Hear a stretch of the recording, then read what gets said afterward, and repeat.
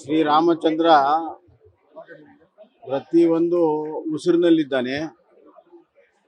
ಕಣಕಣದವಾಗಿರುವಂಥ ಮಹಿಮೆ ಶಕ್ತಿ ಇವತ್ತು ಪುನರ್ಸ್ಥಾಪನೆ ಆಗ್ತಾ ಇದೆ. ಅಲ್ಲಿ ಕೇವಲ ಬಾಲರಾಮನ ಮೂರ್ತಿ ಸ್ಥಾಪನೆ ಅಲ್ಲ, ಶ್ರೀರಾಮಚಂದ್ರನ ಶಕ್ತಿ, ಭಕ್ತಿ ಮತ್ತು ಮಹಿಮೆ ಪ್ರತಿಷ್ಠಾಪನೆ ಆಗ್ತಾ ಇದೆ.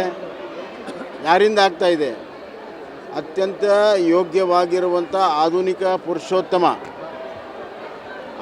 ಪುರುಷೋತ್ತಮ ನರೇಂದ್ರ ಮೋದಿಜಿಯವರ ಕೈಯಲ್ಲಿ ಆಗ್ತಾ ಇದೆ. ಅದು ಶ್ರೀರಾಮಚಂದ್ರನ ಇಚ್ಛೆ ಮತ್ತು ನಮ್ಮ ಪ್ರಧಾನಮಂತ್ರಿಗಳ ಪುಣ್ಯಭಾಗ್ಯ.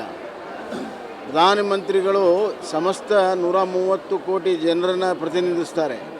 ಹೀಗಾಗಿ ಸಮಸ್ತ ಭಾರತೀಯರಿಗೆ ಇದೊಂದು ಅತ್ಯಂತ ಪವಿತ್ರವಾಗಿರುವಂಥ ಪುಣ್ಯದ ದಿನ. ಬರುವಂಥ ದಿನಗಳಲ್ಲಿ ರಾಮರಾಜ್ಯ ಸ್ಥಾಪನೆ ಆಗುವಂಥದ್ದು ನಿಶ್ಚಿತ. ಅದಕ್ಕಾಗಿ ನಮ್ಮ ಪ್ರಧಾನಮಂತ್ರಿಗಳು ಅಮೃತ ಕಾಲ ಅಂತ ಈ ಮುಂದಿನ 25 ವರ್ಷ ಹೇಳಿದ್ದಾರೆ. ಇದು ರಾಮರಾಜ್ಯ ಕಟ್ಟುವಂಥ ಕಾಲ. ಆದ್ದರಿಂದ ರಾಮರಾಜ್ಯ ಕಟ್ಟೋದಕ್ಕೆ ಇವತ್ತು ಭದ್ರವಾದಂಥ ಬುನಾದಿಯನ್ನು ಹಾಕಿದ್ದಾರೆ. ಭಕ್ತಿ ಭಾವದ ಪ್ರಾಣವನ್ನು ಅದರಲ್ಲಿ ತುಂಬಿದ್ದಾರೆ. ಪ್ರತಿಯೊಂದು ಉಸಿರಿನಲ್ಲಿ, ಪ್ರತಿಯೊಂದು ಪ್ರಾಣವಾಯುದಲ್ಲಿ ಈ ರಾಮ ಇದ್ದಾನೆ.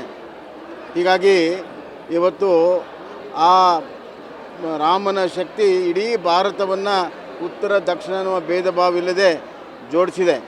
ಮತ್ತು ಅಧ್ಯಕ್ಷರಾದಂಥ ವಿಜೇಂದ್ರ ಹೇಳಿದಂತೆ ಕರ್ನಾಟಕಕ್ಕೆ ಒಂದು ಅಭಿನವ ಭಾವ ಸಂಬಂಧ ಇದೆ.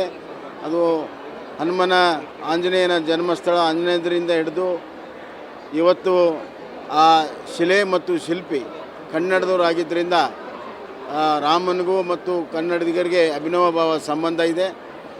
ಇದು ರಾಮನ ಭಕ್ತರನ್ನ ಒಂದುಗೂಡಿಸಿದೆ, ಹಿಂದೂಗಳನ್ನು ಒಂದುಗೂಡಿಸಿದೆ.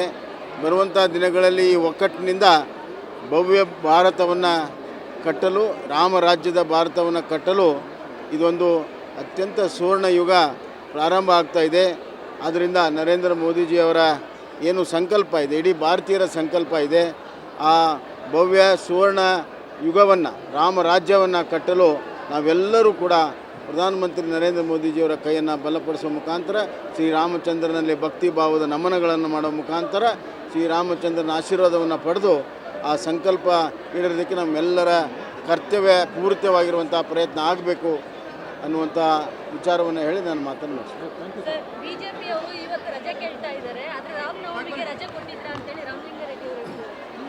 ಇವತ್ತು ರಾಜಕಾರಣ ಬೇಡಮ್ಮ. ನ್ಯೂಸ್ ಫಸ್ಟ್ ನಿರ್ಭೀತಿಯಿಂದ ನಿಮ್ಮ ಪರವಾಗಿ.